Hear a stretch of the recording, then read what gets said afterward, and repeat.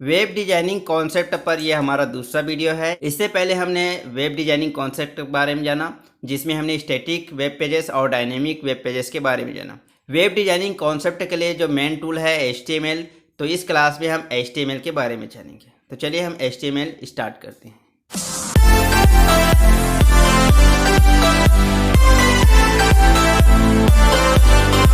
Hello guys, welcome back to my YouTube channel Mahiraj IT infotech. हुनर है तो कदर है। HTML का फुल फॉर्म है हाइपर टेक्स्ट मार्कअप लैंग्वेज। तो H का मतलब हो गया हाइपर, T का मतलब हो गया टेक्स्ट, M का मतलब हो गया मार्कअप और L का मतलब हो गया लैंग्वेज। हाइपर का मतलब होता है रिफरेंस लिंक, टेक्स्ट का मतलब होता है डेटा, मार्कअप का मतलब होता है प्री डिफाइंड और लैंग्वेज का मतलब होता है कम्युनिकेशन। तो इस तरह से हाइपर टेक्स्ट मार्कअप लैंग्वेज को ही HTML कहा जाता है। HTML का पूरा नाम हाइपर टेक्स्ट मार्कअप लैंग्वेज है, जो कि निम्न का पूर्ण स्वरूप है। हाइपर शब्द का अर्थ है हाइपर लिंक से, अर्थात इंटरनेट पर दस्तावेज को देखने के लिए कोई निर्धारित क्रम नहीं होता, एक दूसरे पेज से लिंकिंग की जाती है। टेक्स्ट यह बताता है कि हम जिन फाइल पर कार्य करते हैं उनमें केवल टेक्स्ट से ही लिखा जा सकता है। मार्कअप इसमें यह बताता है कि कौन सा टेक्स्ट बोल्ड किया जाना है और कहाँ पर कोई इमेज लगानी है इत्यादि। लैंग्वेज इसका अर्थ है कि हम अपना कार्य करने के लिए एक भाषा को उसके प्रारूप के साथ काम कर रहे हैं। तो इस तरह से हाइपर टेक्स्ट मार्कअप लैंग्वेज होते हैं। चलिए हम इसके बारे में और विस्तार से आगे समझते हैं। सबसे पहले हम HTML का विकास को समझते हैं कि HTML का डेवलपमेंट किस तरह से हुआ है। तो HTML का पूरा नाम हाइपर टेक्स्ट मार्कअप लैंग्वेज होते हैं। HTML प्रोग्रामिंग लैंग्वेज ना होकर एक मार्कअप लैंग्वेज है, जो एक वेब पेजेस को सभी वेब ब्राउज़र में कैसे डिस्प्ले किया जाए यह निर्धारित करता है। इसमें सामान्यतः टेक्स्ट या तो टैग होते हैं। तो इसमें क्या होता है, टेक्स्ट या तो टैग होते हैं। HTML का विकास सबसे पहले सन 1989 में सर्न, स्विट्जरलैंड की जिनेवा में European laboratory for practical physics के अंदर कार्य करने वाले रिसर्चर टिम बर्नर्स-ली, ठीक है, याद रखना किसने बनाया है, टिम बर्नर्स-ली ने बनाया था। फिर सन 1991 में टिम बर्नर्स-ली ने WWW प्रोग्राम बनाया था। तो HTML का विकास सन 1989 में सेर्न में हुई थी, जो कि स्विट्जरलैंड के जिनेवा में European laboratory for practical physics, इसके अंदर कार्य करने वाले रिसर्चर थे टिम बर्नर्स-ली, जिसने HTML का विकास किया। फिर उसने 2 साल बाद 1991 में WWW प्रोग्राम बनाया, यानी वर्ल्ड वाइड वेब, जो कि सारे वेब सर्वर को जोड़ के रखा जाता है, जिससे आप कोई भी साइट विजिट करते हैं तो आप WWW से ही होके गुजरते हैं। चलिए हम HTML प्रोग्राम की कार्यप्रणाली को समझते हैं। तो HTML एक क्लाइंट साइड स्क्रिप्टिंग लैंग्वेज है, इस चीज़ को याद रखिएगा। HTML क्या है, एक क्लाइंट साइड स्क्रिप्टिंग लैंग्वेज है। तो HTML प्रोग्राम कार्यप्रणाली के लिए आपको सबसे पहले टेक्स्ट एडिटर की ज़रूरत पड़ेगी। तो टेक्स्ट एडिटर में आप नोटपैड या नोटपैड प्लस प्लस या एडोबी ड्रीमवीवर, ये सारे चीज़ का इस्तेमाल कर सकते हैं। वही ब्राउज़र, तो दूसरी चीज़ होती है ब्राउज़र, जिसमें आप कोई भी ब्राउज़र यूज कर सकते हैं, जैसे कि इंटरनेट एक्सप्लोरर, क्रोम या मोजिला फायरफॉक्स इत्यादि। तो कोई भी ब्राउज़र आपके पास होना चाहिए। तो इस तरह HTML बनाने के लिए आपको 2 चीज़ें ज़रूरी है, एक टेक्स्ट एडिटर, दूसरा ब्राउज़र। तो आपके कंप्यूटर में by default text editor notepad रहता है और ब्राउज़र में भी बाय डिफ़ॉल्ट आपका इंटरनेट एक्सप्लोरर रहते हैं। तो इस तरह से आप HTML प्रोग्राम कोडिंग कर सकते हैं। तो चलिए हम इसका स्टेप को समझते हैं। तो फर्स्ट स्टेप क्या होता है, HTML प्रोग्राम को नोटपैड में टाइप करना होता है। सेकेंड स्टेप होता है प्रोग्राम को जैसे टाइप कर दिए उसके बाद .html एक्सटेंशन नाम से सेव करना होता है, यानी जो भी फाइल का नाम देते हो, जैसे कि एग्जाम्पल के लिए copa.html, तो कोपा फाइल नेम है, .html क्या हुआ, HTML का एक्सटेंशन नेम है। तो जो भी नाम आप दीजिए आपको .html लास्ट में लगाना ही होगा। थर्ड स्टेप है नोटपैड प्रोग्राम को फिर बंद कर देना चाहिए। उसके बाद स्टेप 4 है ब्राउज़र को ओपन करना चाहिए। स्टेप 5 है एड्रेस बार में पूरा पता डालें, या तो आप HTML फाइल जो सेव किए हो उस पर डबल क्लिक करें या राइट क्लिक करके ओपन विथ में जाकर ब्राउज़र पर क्लिक करें, फिर आपको आउटपुट स्क्रीन पर दिखाई देगा। तो इस तरह से HTML प्रोग्राम की कार्यप्रणाली होती है। इसके लिए आपको टेक्स्ट एडिटर और ब्राउज़र की ज़रूरत होती है और इन 5 स्टेप को फॉलो करके आप कोई भी HTML प्रोग्राम को रन करा सकते हैं। चलिए हम समझते हैं HTML स्ट्रक्चर के बारे में। तो HTML सबसे पहले हम यहाँ पर टैग को समझते हैं। HTML टैग यह एक HTML डॉक्यूमेंट होता है जो सभी डॉक्यूमेंट इस टैग से शुरू तथा खत्म होते हैं। तो HTML स्टार्ट होता है कौन सा टैग से? HTML टैग से, जो शुरू और ख़त्म इसी टैग से होते हैं। सेकेंड होते हैं हेड। यह डॉक्यूमेंट में जोड़ने वाली मेटा सूचनाएं जैसे कि डॉक्यूमेंट की टाइटल, कीवर्ड, सर्च इंजन आदि के लिए एक कंटेनर निर्माण करता है। तीसरा है टाइटल। यह डॉक्यूमेंट के लिए टाइटल का निर्माण करता है। जो भी इस टैग के अंदर लिखते हैं ब्राउज़र से टाइटल बार में दिखाता है। नेक्स्ट है बॉडी। यह डॉक्यूमेंट के कंटेंट जैसे कि टेक्स्ट, इमेज इत्यादि के लिए कंटेनर का निर्माण करता है। यानी आपको बॉडी में ही जो भी टेक्स्ट, इमेज डालना हो ये सभी बॉडी में ही लिखा जाता है। तो इस प्रकार HTML के स्ट्रक्चर्स होते हैं। अब हम समझते हैं HTML कंपोनेंट के बारे में, जिसमें हम पहला समझेंगे टैग के बारे में। तो HTML कोड को टैग्स कहा जाता है। याद रखिए HTML कोड को टैग्स कहा जाता है।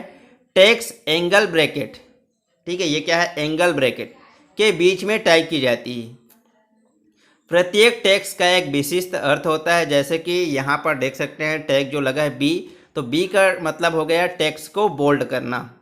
इस प्रकार कई सारे टैग्स होते हैं और सभी टैग का अलग ही मतलब होते हैं।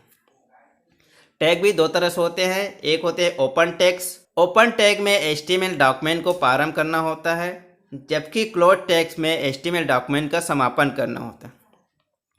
तो HTML जैसे हम प्रारंभ करते हैं तो हमें एंगल ब्रैकेट के अंदर HTML लिखना होता है, जबकि क्लोज टैग में एंगल ब्रैकेट के अंदर पहले स्लैश लगाना होता है, उसके बाद आपको HTML लिखना होता है, तभी आपका जो टैग्स है वो क्लोज होता है। तो दूसरा है एलिमेंट। एलिमेंट डॉक्यूमेंट का एक भाग होते हैं। HTML एलिमेंट का उपयोग डॉक्यूमेंट का स्ट्रक्चर डिफाइन करने के लिए करते हैं। HTML एलिमेंट के 3 भाग होते हैं। एक होता है स्टार्ट टैग, दूसरा होता है कंटेंट टैग, तीसरा होता है एंड टैग। तीसरा हम समझते हैं एट्रीब्यूट के बारे में। तो एलिमेंट में एट्रीब्यूट्स होते हैं जो कि HTML लिखने में आपको सुविधा देते हैं। प्रत्येक एलिमेंट का स्वयं का अद्वितीय एट्रीब्यूट होता है।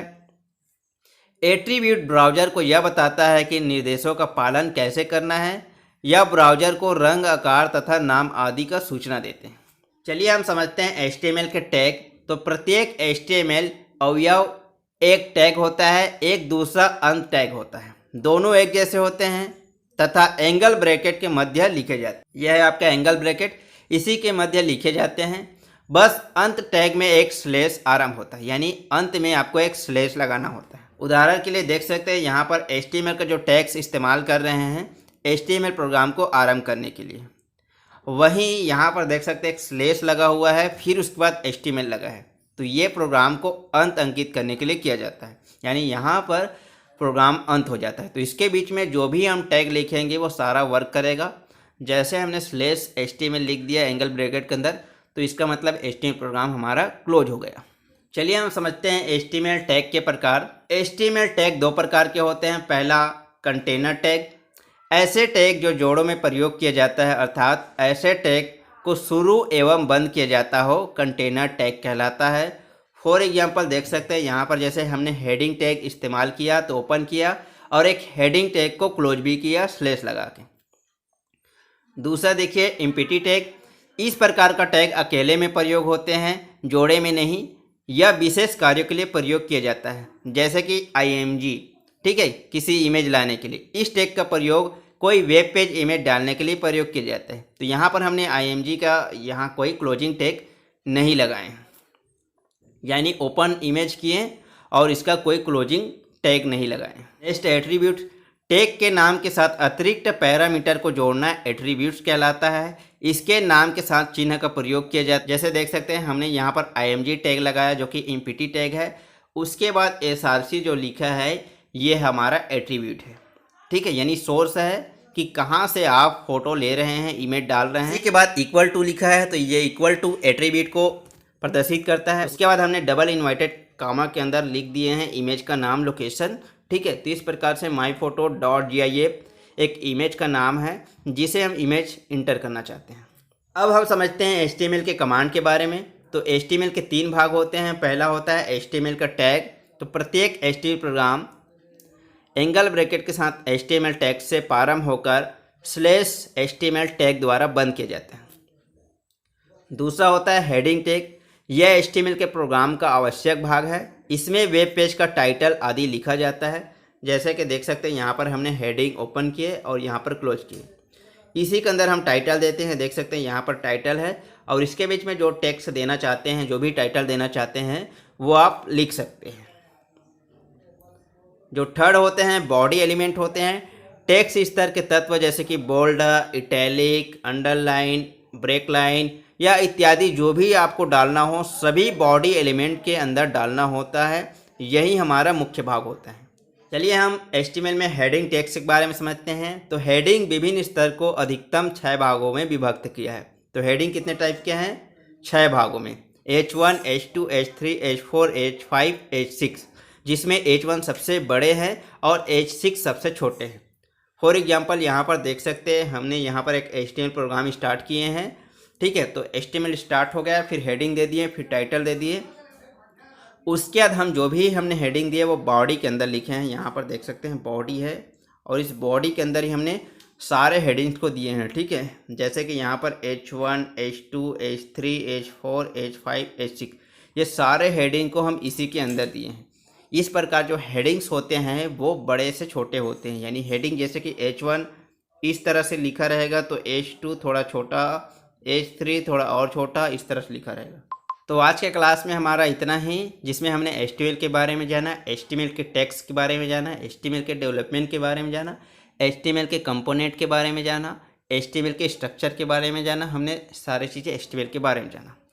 अगले क्लास में हम HTML में फॉर्म बनाना सीखेंगे कि किस तरह से HTML की सहायता से आप फॉर्म बना सकते हैं। तो आपको वीडियो अच्छा लगा होगा। वीडियो अच्छा लगा हो तो लाइक शेयर करना ना भूलें और हमारे चैनल को सब्सक्राइब करके जरूर रखें। चलिए मिलते हैं नेक्स्ट वीडियो पर HTML फॉर्म पे।